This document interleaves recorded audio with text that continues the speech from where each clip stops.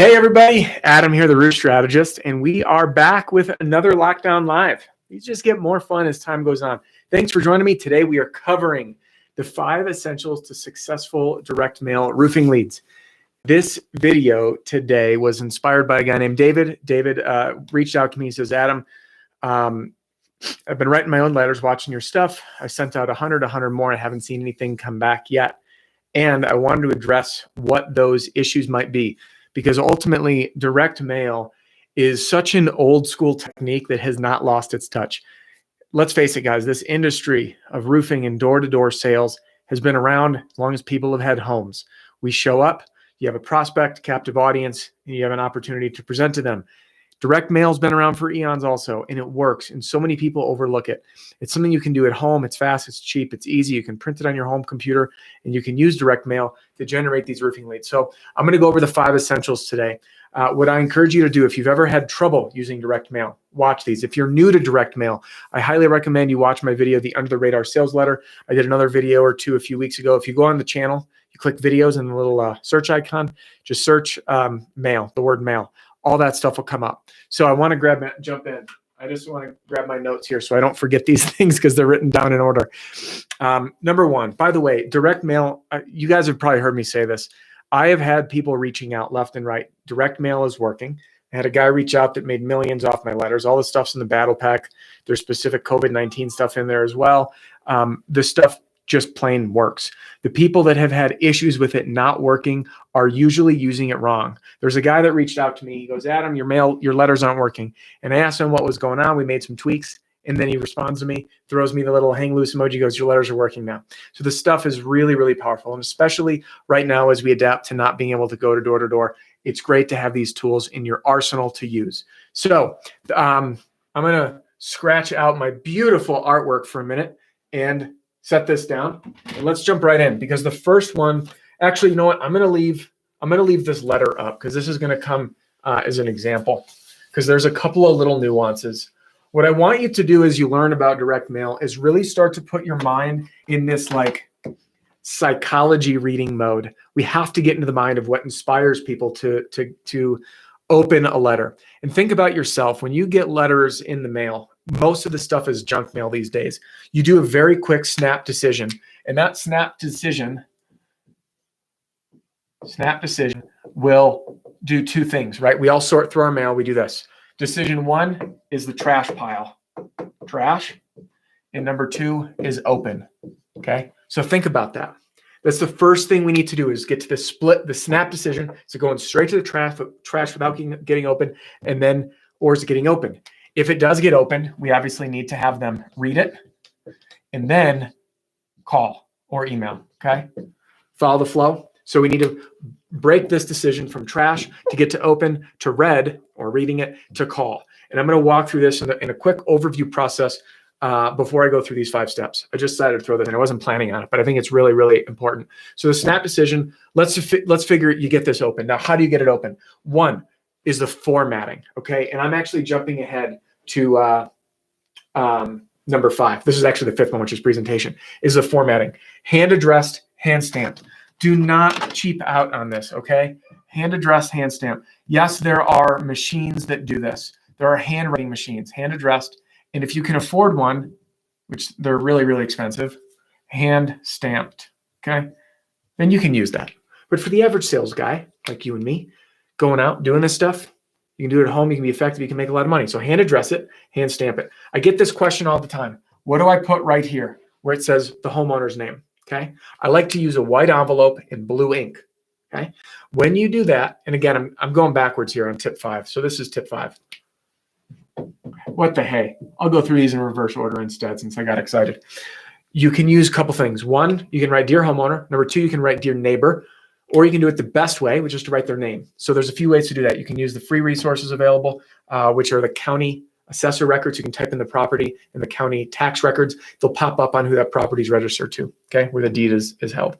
The other way, the faster, easy way, use an app like Spadio, which another reason I'm doing this, Trey Gibson with Spadio had me on as a guest to talk about using direct mail to get qualified roofing leads right now. So if you jump on over to Spatio's blog, you'll see the video with me and Trey talking, and a couple of other experts that were on there as well. Really good people, really good content over there to check out. Highly recommend. But in Spatio, just for an example, you can click on a home and it'll give you the homeowner data. Same with, I hear Hail Recon. I haven't used Hail Recon personally in a while, but I used to use it all the time, and you can grab that data. So there are apps that are out there that will plug in this data.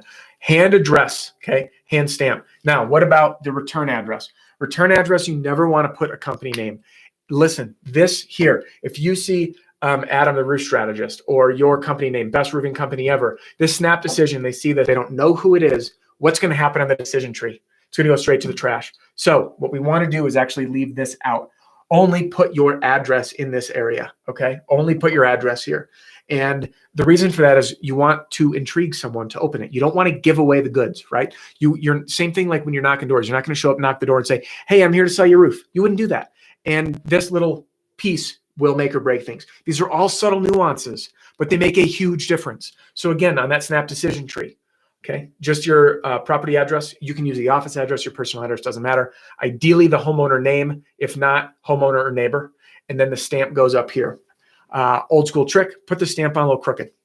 The reason, looks personal, it will get open, again, down to this tree. All right, so that's the general structure. Again, you can print these letters out, whether you're writing your own, which there are plenty. There's a guy here who emailed me, and he says, Adam, I watched your videos. I couldn't afford your pack. I wrote my letter, it worked, and he's making money. So if you can, right, you want to write your own, do it. If you want to use the stuff that I've developed, and many of you watching already have my battle pack. Many of you are already making money. I get letters literally weekly of people, sorry, not these kind of letters, email letters, of folks using them. So if you want to check them out, grab the stuff in the battle pack.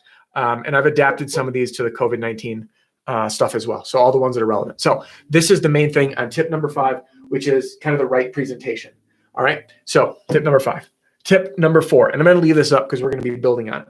Tip number 4 is volume. All right. Everyone asks, hey, Adam, what do I expect in terms of results on direct mail? All right. It depends on a couple of factors, and it ties into tip 1. Look at this. Sorry, I had to use my foot to pick up a marker.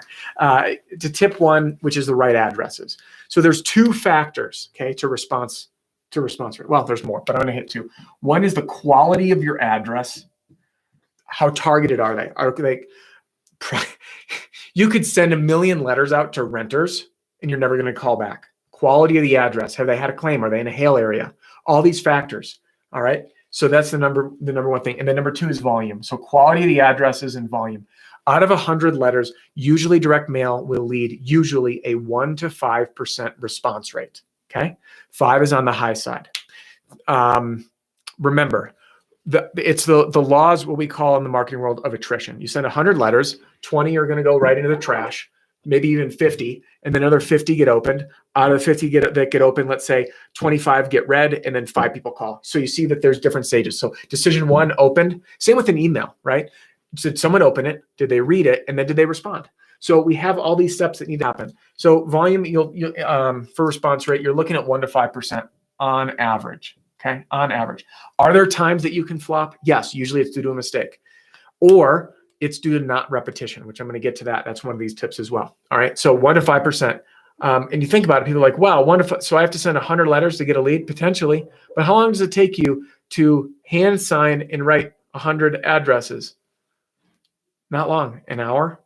It would take you longer to get in your truck, drive to a neighborhood, get out, start canvassing, and you might hit 5 doors by then, if they're home, right? And then back, like round trip. So if you think about it in terms of time efficiency, no fuel, no time there, you can go way high volume. And if you get creative, if you have children, put them to work. I love that's what Trey said on the interview. He's like, man, I could put my kid on this right now. You can hire people to do this. They don't have to be skilled laborers. Your admin can do it if you're an office man, if you're running a team and an owner of a company. But anyway, 1 to 5% on average. Okay. Now, and the quality of the address. You can make sure it's the right home in the right area that has had hail, all that stuff. All right. All right. So that's good addresses and then volume. So the other one, number 3 here, which by the way, I decided to kind of adjust the order as I got going in this, is the multiple touches. So if you haven't yet, which I'm sure many of you have seen my videos, I always preach multi-touch marketing. In an ideal world, non-COVID world, right? You show up, you knock the door. No one's home, you leave a letter. Okay, that's a separate letter than direct mail. I call them letter leave behinds. The reason I do a leave behind letter is because it piques someone's curiosity. It doesn't scream marketing material. Same thing on the letter left on the door. It's the decision tree. Trash or do I read it? Well, probably go straight to here, right? Trash or read. But if it's overproduced, it's on glossy paper, it's hung on the doorknob, that screams marketing material. Someone showed up and put it on there. But people like Jason, who are always watching the channel, Jason was on yesterday. Jason sent me literally pictures in a video. He's taking my direct mail letters, but instead of mailing them, as I showed before, he's taping them with painter's tape on homes. He says he's hung a lot, but he signs deals. I said, how many? He goes, in his words, a crap load. Okay, he didn't use that exact word, but you get the picture. But the point is, he went out there. How like, boom, tag door, tag door, tag door, tag door. Even if it was a full day, he got 4 deals off of it. Okay, 4 deals in a day is a big deal if you think about it. So anyway, volume and multi-touch. Let me get back to multi-touch. So ideally, knock, leave a letter. Okay, then you send the letter in the mail. That's 3 touches to the same homeowner. When you show up again or they see you in the neighborhood, that's 4 or 5 touches. If you can cold call, that's 6.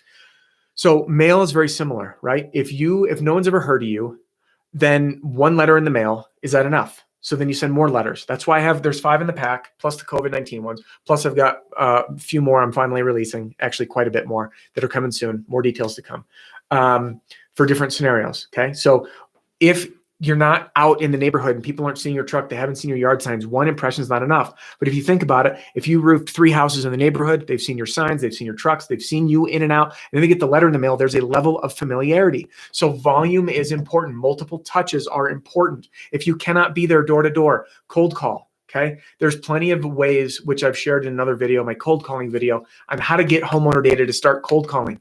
It's just door knocking, but without showing up at the house. Letter. Hey, did you get my letter in the mail? And then people are like, well, who are you? What are you talking about? Right? You say, hey, this is Adam calling. I sent you a letter in the mail about a week ago. I just wanted to follow up, see if you had any questions. And then someone's going to start thinking, right? They're going to be like, what letter? Who are you? And then even if they don't know, it doesn't matter because you started a conversation, right? Everything I teach is about getting that conversation started. All you need is a reply so you get into a dialogue and then you can start presenting from there. All right. So we have multiple touches, good addresses, high volume, and the right presentation. I'm going to go back to that in a minute. Now, let's just talk about the letter. We're at the point now where we're going to dive into the nitty gritty. So this is the outside, right? We've made it past the decision tree to open, to read, and then getting them to call. I want to talk about the actual letter. I love this whiteboard, by the way. I'm very curious to hear if this is helpful for you guys, as opposed to just like a talking head or feeling like someone is talking at you. It's visual, right? We're visual people. All of us are. We're tactile learners. So we have our letter, okay? Here's our piece of paper. Now, a couple things. Don't overproduce this, guys. When I say overproduce, doesn't need to be glossy stuff. What you do not want is like your giant logo.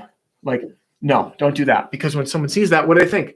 Marketing material, right? We want them to feel like it's a personal connection, personal. You just reaching out like a human being, okay? So we don't put that up there. If you put on your logo or whatever, that's down here.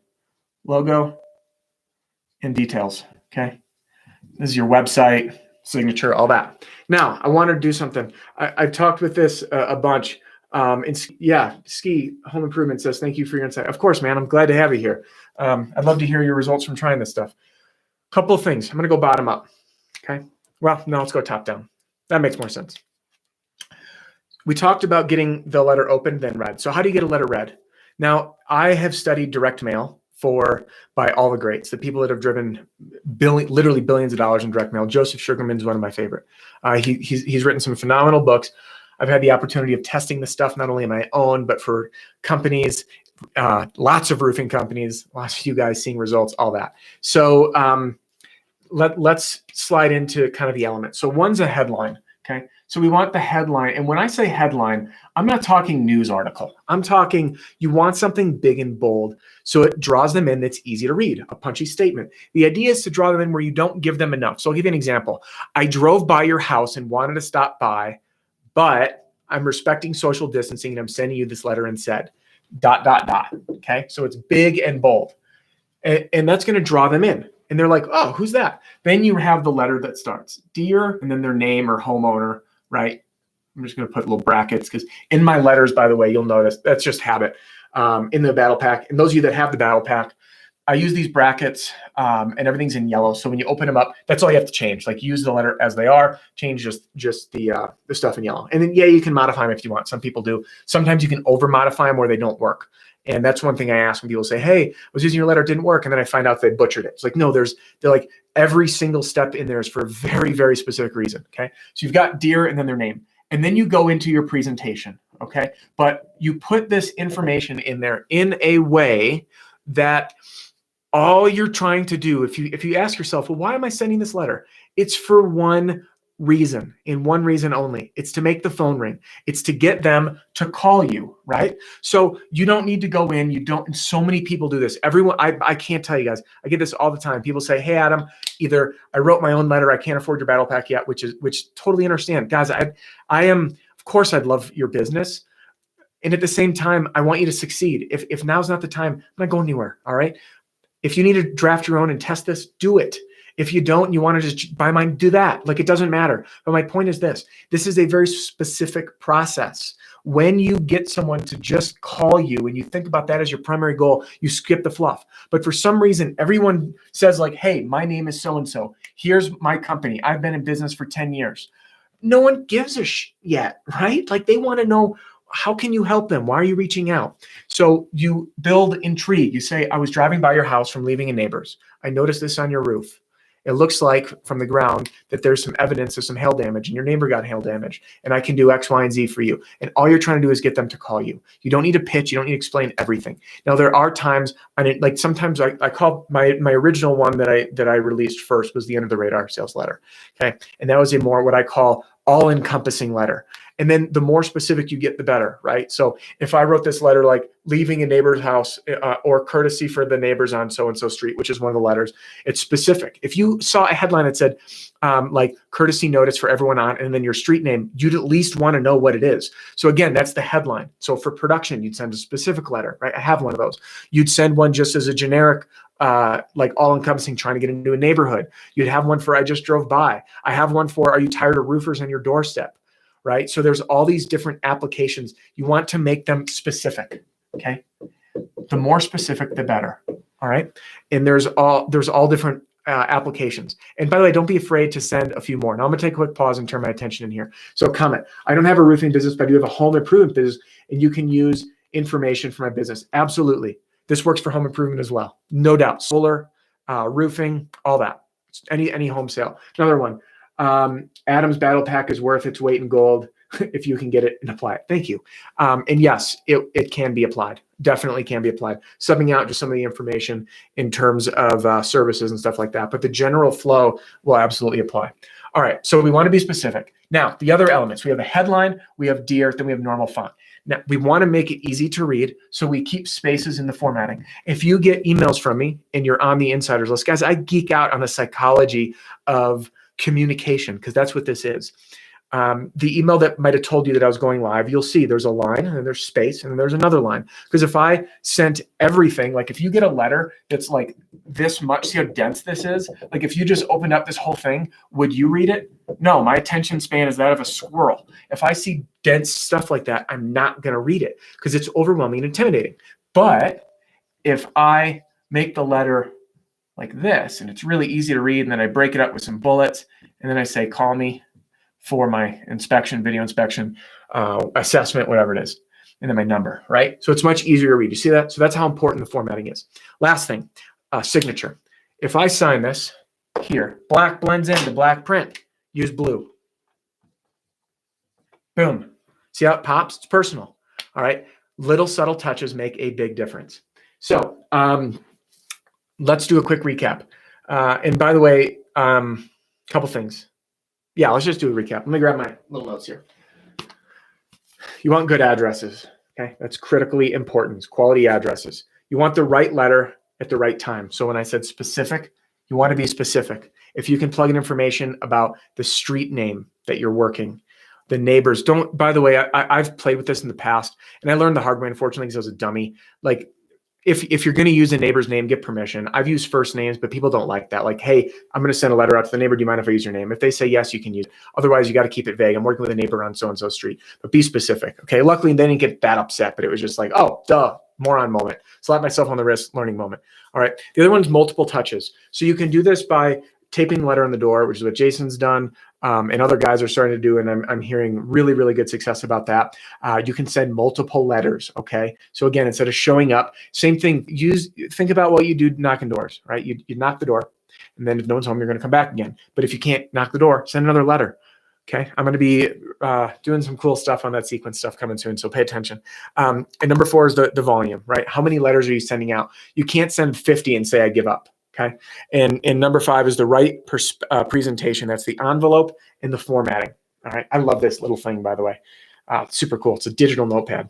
So when you have the right presentation, which is how it reads, which is the envelope, and then this formatting, by the way, you can like use bold for things that you really want to jump off the page, sign in blue ink, you're going to increase your response rate. So I just wanted to share this because there's, I just made this assumption a while back. Sorry about that. I was just setting that down.